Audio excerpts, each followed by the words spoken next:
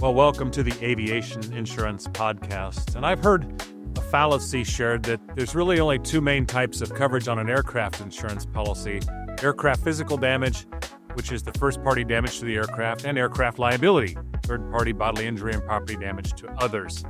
And those are definitely two of the biggest backbones of the policy, but an aircraft insurance policy has so many other important coverages that you don't want to lose track of them. That said, we get requests from our audience, from our listeners and viewers, about different topics they'd like to hear more about or reminded about, and some of them are episodes we've already recorded. And so today we wanted to go back to these key backbones of an aircraft insurance policy, and that is aircraft physical damage coverage, the first-party damage to the aircraft, and aircraft liability coverage, bodily injury to others, and property damage to others, and passenger legal liability. So, fortunately, we had episode 3 and 4, about 100 episodes ago.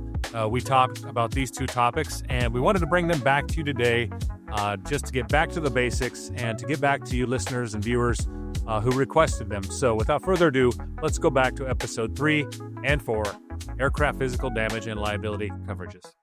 Insurance, and that is aircraft physical damage coverage, right? This is one of those things people most often think about when they talk about insurance for aircraft, right? When something physically happens to the aircraft, when metal gets bent, or composite material gets damaged, we have a physical damage loss. So a definition of physical damage coverage would be to provide coverage for direct loss to an aircraft that is sudden and accidental in nature or due to repeated exposure over time. So an occurrence has to happen in order for physical damage to respond.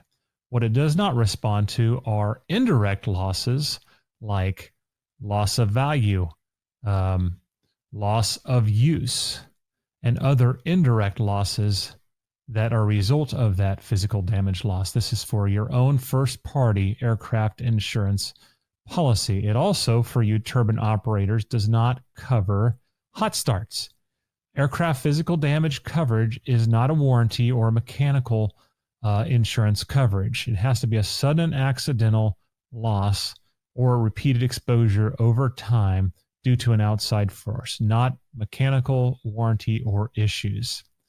So it is occurrence-based, and it will pay up to the limit of insurance, what we call the insured value. Now, aircraft are written a little bit differently than your home or auto. Most of your homes are written on some form of a replacement cost value basis, meaning that if fire or a tornado were to damage your home, it would pay the amount to replace your house if you replaced it in general.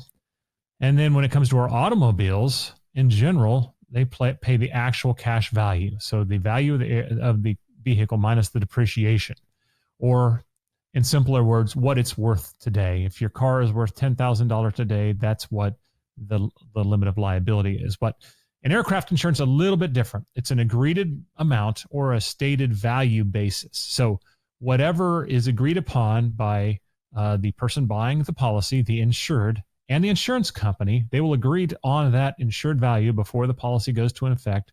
That amount is stated in the policy as the amount of coverage. And if there's a total loss, that amount stated in the policy is the amount that will be on the check.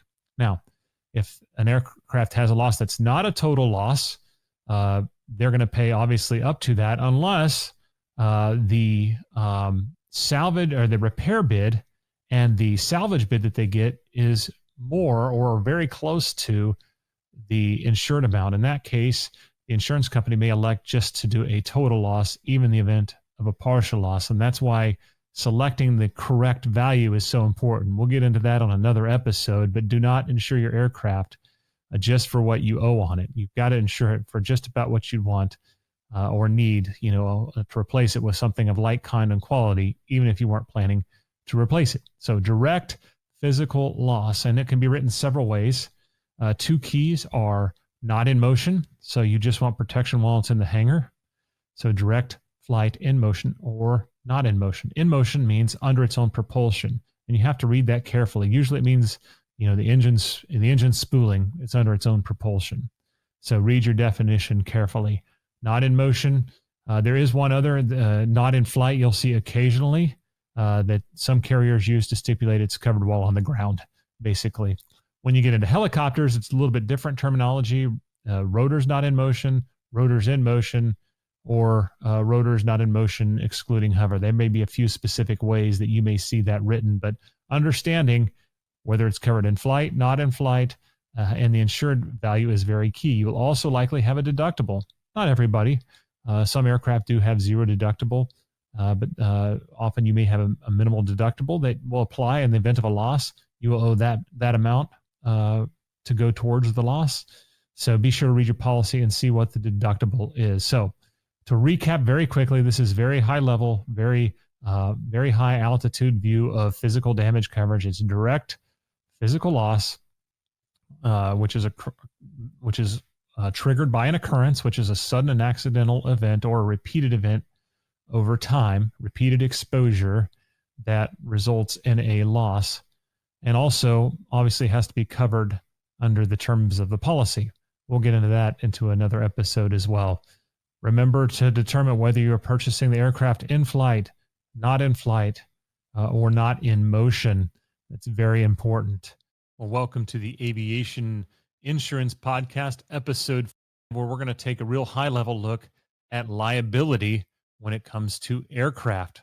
This is a very broad subject, so we're just going to touch on the basics and go into more detail in future episodes. So liability are those things you become legally obligated for out of the operation of your aircraft to third parties, right? That could include passengers, that include bodily injury to other people on the ground, that could include property damage. That could be other aircraft. It could be to property that the aircraft would impact. But these third-party exposures that you become legally obligated to out of the result of an occurrence, right? A sudden accidental event or a repeated event over time that leads to the bending of metal. An occurrence has to happen that makes you legally liable for bodily injury or property damage to others or bodily injury to your passengers. So you need coverage for that. And typically, most aircraft insurance companies for other than agricultural aviation use write on a combined single limit. So there is one limit of liability for bodily injury, property damage, and passenger legal liability. For many small aircraft with lower time pilots, that limit of liability may be $1 million each occurrence. However, there would be a sublimit or limitation of that $1 million limit. Only passengers are only eligible for $100,000 of that coverage. So $1 million each occurrence, sublimited to $100,000 per passenger. A few carriers may use the term per person. A per person sublimit is less coverage because per person would include people on the ground as well. So be sure to look for that term per passenger versus per person. Now, business jets, you may see limits from 5 or 10 million to 100 and 300 million or up to $500 million. And when you get in the airline, you could be seeing 1 billion to 2 billion plus limits of liability. So when it comes to aviation, liability limits are a high exposure. And so with your liability coverage, you don't only get that liability limit of protection, but you also get a legal defense and an educated legal defense. Your aviation insurers work with very talented and knowledgeable aviation defense attorneys to protect you. And the great news is that legal defense is outside of the limits of liability. So if you have $1 million of coverage and it takes $1 million to defend the lawsuit, those are two separate levels. And the only problem is that the duty to defend your liability loss on the exposure basically expires once the limit of liability is exhausted. So that's the importance of carrying higher limits of liability, is that you do not want your limits to be exhausted. And $100,000 or $1 million runs out pretty quick in the United States with our litigious society and very high jury and judge awards. So carrying adequate limits is key. Again, that's a topic for another time, but limits of liability and then a legal defense are key elements of your aircraft liability policy. Now, you can purchase liability for the aircraft you own and operate, but you can also purchase aircraft that you operate that you do not own or that you lease. So it's important to communicate with your broker the situation, but keep in mind, if you use aircraft in your business or personally that you do not own, you need some non-owned aircraft liability. Well, I hope you enjoyed revisiting aircraft physical damage and aircraft liability coverage. That's all for this episode. Join us again next time as we continue navigating the waypoints in aviation insurance. Until then, enjoy clear skies and unlimited visibility. Thanks for listening to the Aviation Insurance Podcast. If you found this episode of value, please share it with someone who would benefit from this information. Don't forget to subscribe in your podcast player so you don't miss any new episodes and to help our show have more impact. This episode is brought to you by Aeris Insurance Solutions, your flight plan for navigating the turbulence of aviation insurance. For more information, visit aerisinsurance.com. That is www.aerisinsurance.com. Disclaimer: these episodes are for educational purposes only, and due to the changing regulatory and legal nature of the business, some information may change over time. Having a well-educated and experienced aviation insurance broker on your team is an absolute requirement to success in business and for managing your aircraft and aviation business risks.